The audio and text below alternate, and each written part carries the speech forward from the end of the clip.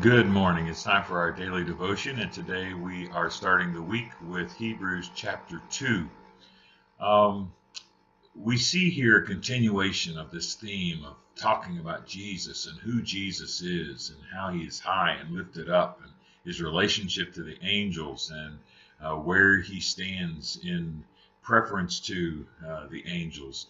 And we see that everything has been put in subjection to him. Everything is under his feet.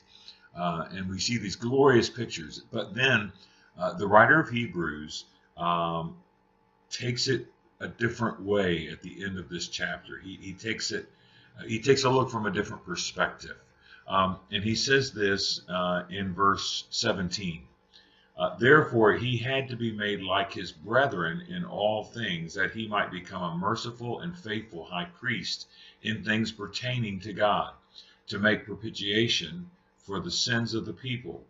For since he himself was tempted in that which he has suffered, he is able to come to the aid of those who are tempted. Now, we have all this high and glorious, wonderful, magnificent holiness of Jesus. And then at the end of this chapter, he says, but don't forget, not only was he high and lifted up, not only is he above the angels, not only is he God, not only is everything under his feet, under his authority.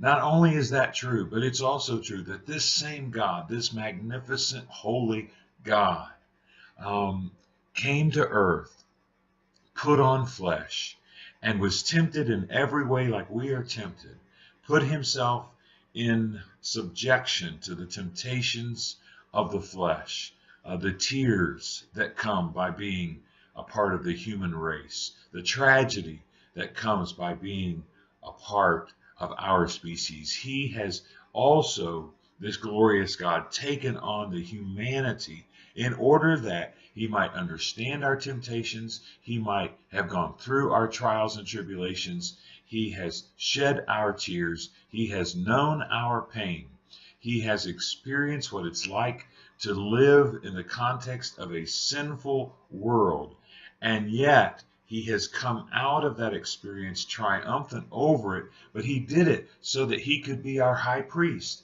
so that he could have an understanding for our pain, understanding for our temptation, understanding of the fact that we fail.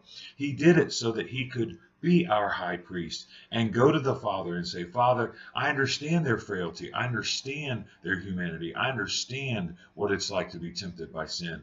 And so I come to you on their behalf as their high priest because I have experienced what they are experiencing. Guys, I want to tell you, there is nothing as glorious as that the God of heaven, the God of authority, the God under whose feet everything rests, the God who created it all, the God who is above all of the angels, the God of heavens, the creator of it all, his name is Jesus Christ, loved you so much that he put aside, he laid aside his godness long enough to come and be human on this earth, to know our temptations and our sin and what exposure to a sinful world was like, so that he could, on our behalf, go to the cross and ultimately go to the mercy seat of God and be our high priest, our go-between, our person who is our attorney,